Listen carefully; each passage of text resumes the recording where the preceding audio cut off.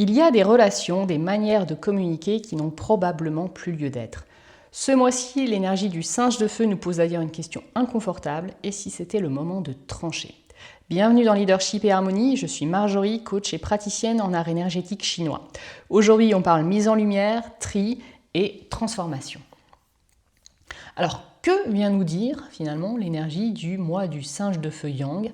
Bien, avant de plonger là-dedans, je voudrais faire un petit retour sur le mois de juillet qu'on a traversé très récemment. Et je te l'avais présenté comme étant un mois d'accalmie.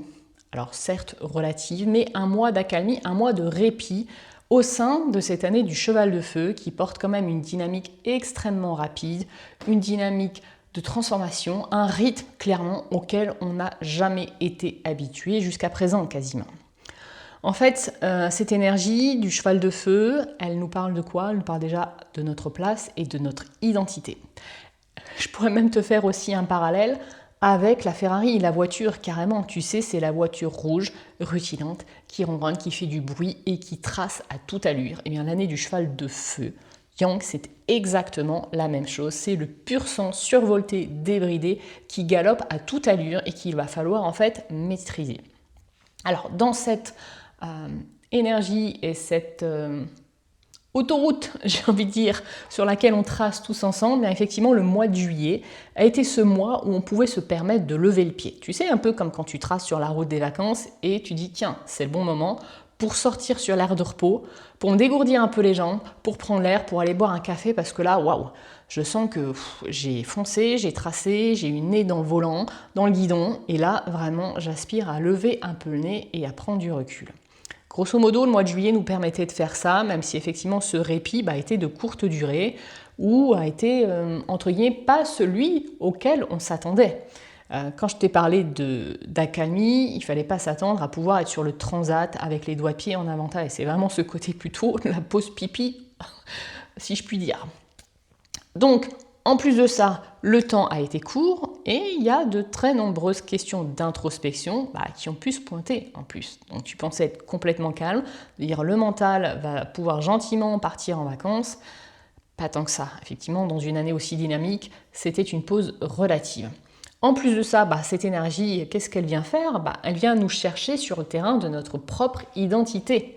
La vraie, c'est-à-dire pas celle que les autres attendent, pas celle que la société a façonnée, ni celle que la norme t'a dictée d'une certaine manière. En plus de ça, quand on parle d'identité, de place, il y a tout un cheminement de développement personnel qui est réellement présent. Donc c'est pas en 2 jours en fait que les questions vont se régler. Si tu as l'habitude du développement personnel, ou en tout cas de te questionner et de cheminer, tu sais bien que c'est comme l'idée d'un oignon qu'on va peler en fait couche par couche. C'est un processus en plus qui est complexe, puis qui demande une bonne dose de courage, parce qu'à un moment donné, c'est quoi le job?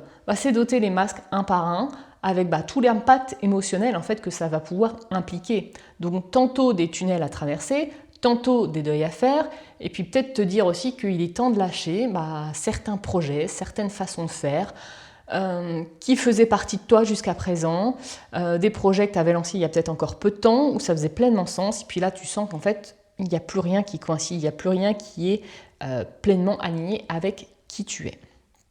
Tu vois, pour ma part, moi je franchis un seuil majeur cette année, ça va être celui de retrouver le monde du salariat à l'automne qui s'en vient, tout en poursuivant l'activité de mon entreprise. Donc, il y a une décision qui est arrivée, qui a pointé le bout de son nez début février, qui était une évidence pour moi. Ça n'a pas été une décision simple à prendre, mais c'est quelque chose en fait qui s'imposait à moi. Et donc derrière, tous les mois qui s'en sont suivis jusqu'à présent m'ont aidé effectivement à mener les procédures juridiques pour changer de statut par rapport à mon activité, pour effectivement reprendre le lien avec l'entreprise et me positionner en tant que salarié. Donc tout ça, ça ne se fait pas en 2 jours. Et puis ça nous donne aussi un peu ce côté terre brûlée. En fait, le cheval, c'est exactement ça. Le cheval, c'est la composition entre du feu et de la terre. Donc, il y a cette notion de faire la razzia, de remettre à poil pour reconstruire. Alors, effectivement, quand je te dis ça comme ça paraît extrêmement chaotique.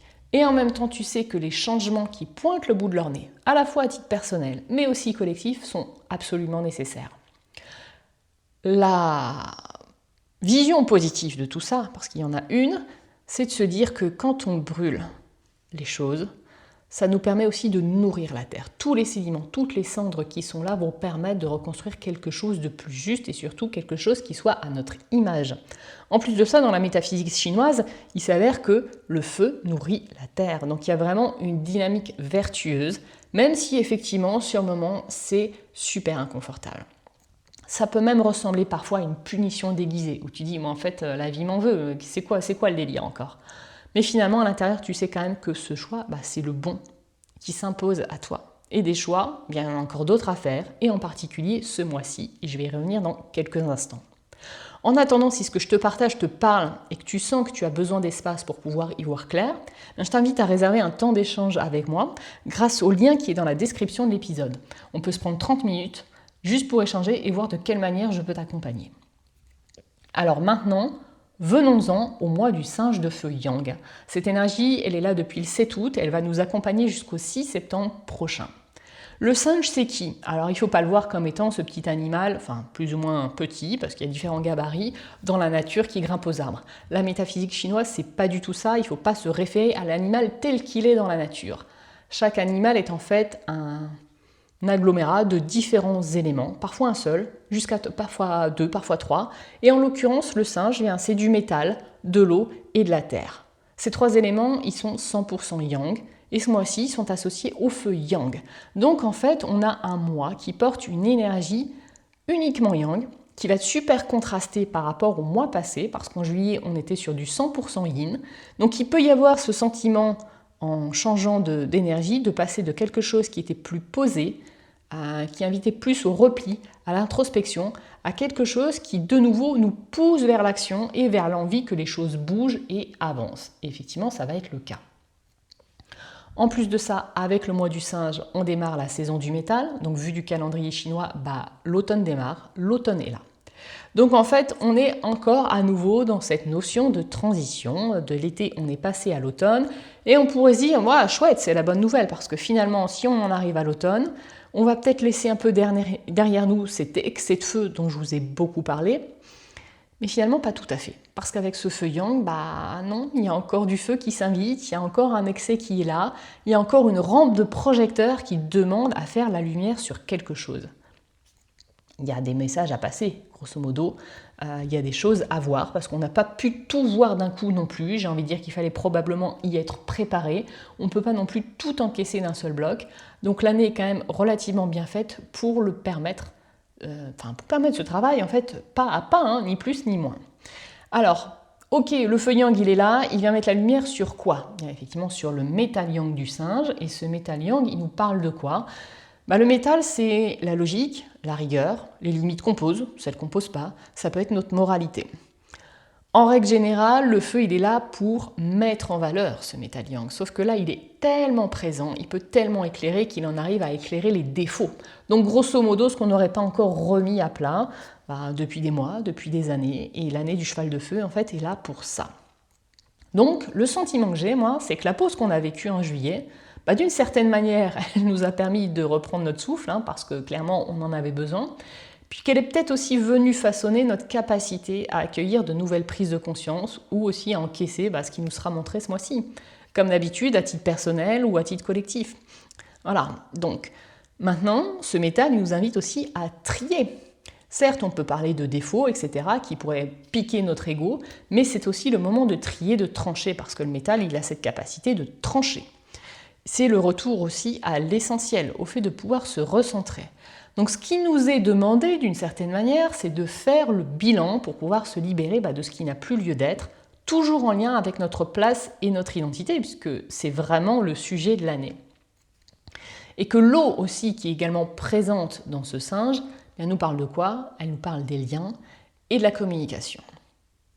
Donc, si je dois traduire les choses de manière très concrète, avec des questions précises à se poser, ce mois-ci, pour toi, là, c'est où dois-tu remettre de l'ordre, au sens propre ou au sens figuré, dans ta vie, dans tes affaires, peu importe, ça peut te concerner à différents niveaux, sur un ou plusieurs niveaux d'ailleurs. Y a-t-il également des liens, des relations, peut-être des partenariats qui n'auraient plus lieu d'être? Voilà, il y a une remise à plat qui est nécessaire en fait de poser, de mener ce mois-ci, Et puis les choses vont peut-être aussi s'inviter de manière un peu soudaine. Il n'y a pas quelque chose qui va arriver gentiment. L'énergie de ce mois, elle est quand même extrêmement dynamique. Alors si j'en viens effectivement à ton entreprise, ta carrière, tes projets, quels seraient mes 2 meilleurs conseils pour ce mois-ci? Ce sont les suivants. Le premier, ça va être de faire le tri dans ta manière de communiquer. Alors de manière très pratico-pratique, très pragmatique, est-ce qu'il y a des supports ou des médias que tu pourrais abandonner? Quels sont ceux qui méritent ton attention ou sur lesquels en fait il serait bon d'être focus? Tu vois, moi je te donne un exemple, dans mon cas précis. Jusqu'à présent, quand je parlais de l'énergie du mois, c'était une vidéo sur YouTube, ni plus ni moins, en plus de ma newsletter. Là, j'ai senti qu'il était absolument juste pour moi de faire évoluer les choses, de faire grandir aussi ma volonté de transmettre le décodage de ces énergies et de se dire, j'aspire peut-être effectivement à un process qui soit aussi plus évident pour moi, plus facile, parce que je le mets aussi en perspective de ce qui m'attend les mois prochains. Effectivement, je vais cumuler un job salarié avec mon activité d'entrepreneur, donc j'ai besoin d'optimiser mon temps tout en continuant à faire ce que j'aime. Donc là, je me suis dit, c'est peut-être un bon plan finalement de ne miser que sur l'audio, de laisser tomber la vidéo, et puis de quelque part revoir un peu le contenu ou la structure aussi. Voilà, c'est typiquement le genre de réflexion qui sont à mener en fait ce mois-ci. Après, le tri dans la manière de communiquer, ça peut se passer aussi au niveau des habitudes, peut-être des habitudes auxquelles tu dois renoncer, soit parce qu'elles sont liées à des traditions, parce que dans ton secteur on a toujours fait comme ça, ou parce que sur les réseaux sociaux on te dit que c'est comme ça que ça doit se passer.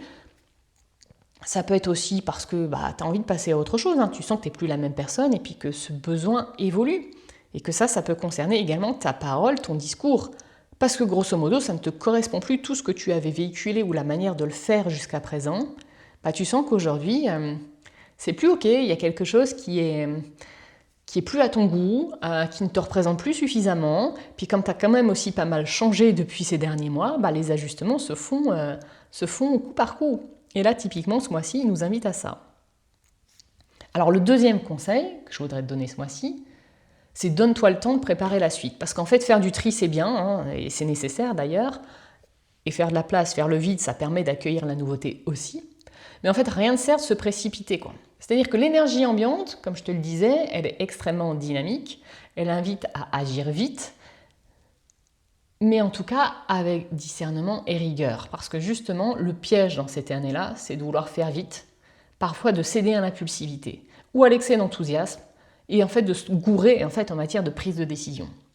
Donc concrètement, c'est impératif de prendre le temps de se poser, d'analyser les choses, et vraiment de faire preuve de discernement, d'être soucieux au niveau des détails, de ne pas laisser le hasard choisir pour soi, ni même, en fait, je te dirais, ces excès en tout genre, d'enthousiasme ou d'impulsivité.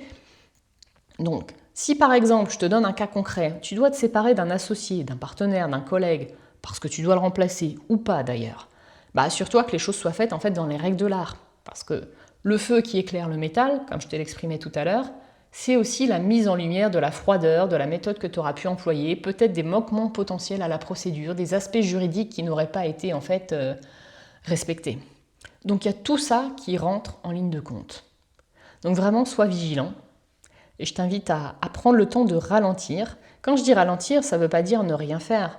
C'est vraiment arrêter d'avoir le nez dans le guidon et de prendre peut-être 5 minutes, se laisser quelques heures avant de donner une réponse, te permettre aussi de passer une nuit dessus avant d'annoncer, de signer un contrat, pour justement que tu n'aies pas à le regretter un peu plus tard. Tout ça toujours au bénéfice de la place et de ton identité. Et moi, ma place, c'est de t'accompagner à consolider ton leadership et à concrétiser tes projets. En fait, on explore ensemble ta charte énergétique personnelle, la temporalité, ta prise de décision, ta stratégie. Et si ce que je viens de te partager résonne, et puis que tu sens que tu as besoin d'un espace pour y voir clair, je t'offre un appel découvert de 30 minutes. Le lien est dans la description de l'épisode.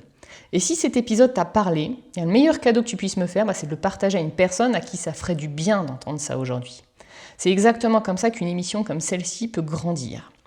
Voilà, alors j'étais ravie de te partager les infos pour ce mois d'août 2026. On va se retrouver pour le prochain épisode au mois de septembre où il s'agira du coq de feuilline. Je te dis à très bientôt.